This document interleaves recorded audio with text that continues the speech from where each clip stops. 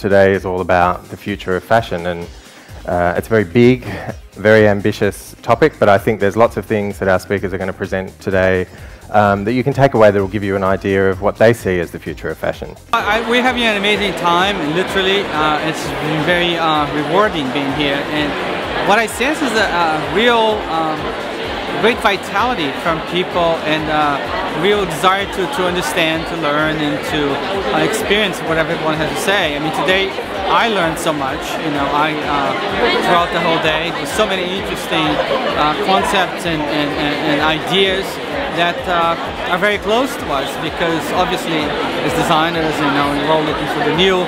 So everybody had something to say that was really meaningful. I was very pleased to be part of it, and very grateful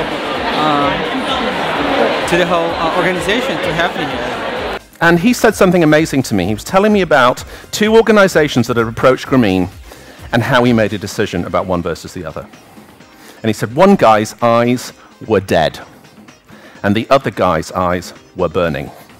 He said, it's that guy that I want to work with, because his business had purpose and meaning. So I'm sort of obsessed at the moment with burning eyes. I have to talk about burning eyes, but I'm really obsessed with people that are coming from a place of passion and personal meaning, and that transmitting somehow through their pores of their business. Hi, I'm Jade from Marie Claire. We're here today at the business seminar as part of L'Oreal Melbourne Fashion Festival. It's just finished.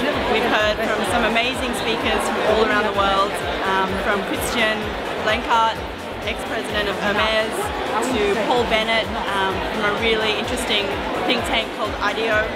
I think the key thing that everyone touched upon was the importance of technology and how fashion is embracing technology and using it to expand and benefit the entire industry. So the big question that I think in terms of the relationship and the customer service that we have to answer is, are we joining that conversation because we truly understand how to take advantage of that technology and that relationship?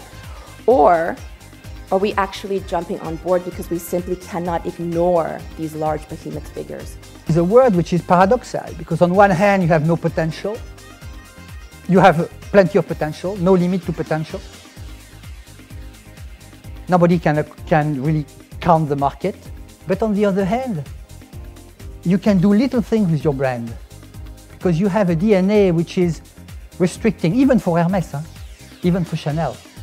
You have to stick to your address for Bourg Saint-Honoré, Rue Cambon, in Australia, everywhere you have an address. You have to stick to it. You cannot do everything you want with your name and with your brand, even if you're very famous like Hermes.